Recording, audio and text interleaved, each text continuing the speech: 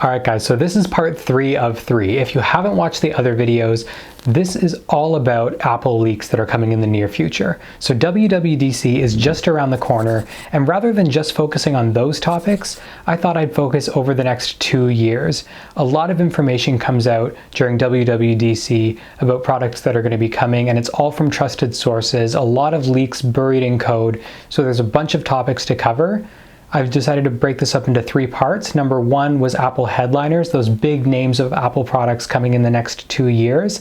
Number 2 was on the AirPods lineup and everything that we can expect as they phase out the Beats lineup. And then now this is part 3.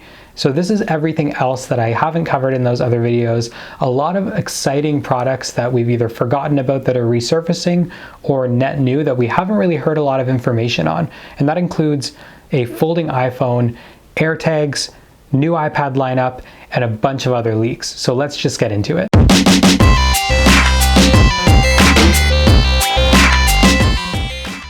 Okay guys, so here we go, final round. We're going to be going over a lot of stuff today, so let's just get into it.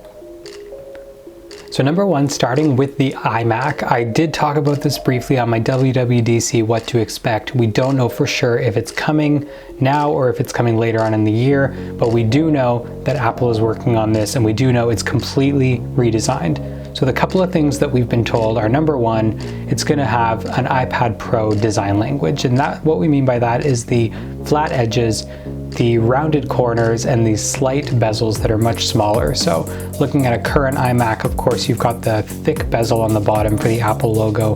That's said to be completely done away with in favor of a much larger display and tinier frames around it. So really exciting in terms of a design, and I think it's a move they should have made years ago. Number 2, it's supposed to have a T2 chip for extra performance and security. Number 3, it's supposed to have no fusion drives, so eliminating that across the lineup. And then number 4, it's supposed to come in a new size of 23 inches, which makes sense. I mean, as we are removing bezels and increasing the screen size, it's likely that the space it'll take up is exactly the same as the current 21-inch model, but coming with a full 23-inch screen, which I think is a great move. It'll be interesting to see how that plays out for a 27-inch model, if there is one. We haven't really heard anything except for the speculation on that 23-inch version. And so next we have AirTags. We know that these are coming. We know Apple's working on them. Code was introduced in iOS 13.2 that made reference to it. A couple of things that we know about this is it works within the Find My app. It'll have AR integration, which makes sense with the upcoming LiDAR sensors and a huge push on AR from Apple. There will be balloons that appear tied to the item that'll help you locate it. So you'll be able to pull out your phone and look through your camera and actually find it visually within your house. And as you get closer to that device, sounds will increase to prompt you to find your device. And lastly, we know that this will be waterproof. And on the left, we've got a mock-up of what it could look like, but there's nothing confirmed in terms of the actual design of this device. We don't know anything about it. All we know is what's referenced in the code, and that's everything that's listed on the right. Moving on to the 2020 iPad Air. So iPad Air is part of the lineup that is often forgot about, especially in favor of the iPad Pro now with that amazing performance and the thin bezels. But apparently Apple's working on an update to this, and apparently that update is slated for October 2020 with the same launch as the brand new iPhone 12. This is going to be a budget iPad with a Pro design. It's really just going to be updating it into modern day. It'll have an 11-inch display.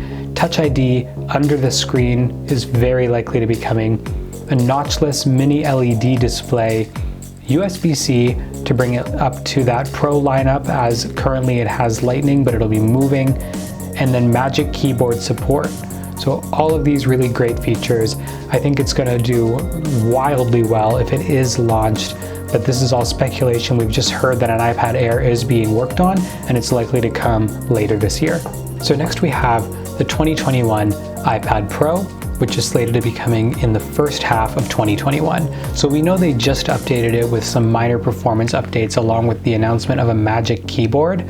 Well, now it looks like we'll be receiving another update to the iPad Pro, coming in the first half of 2021.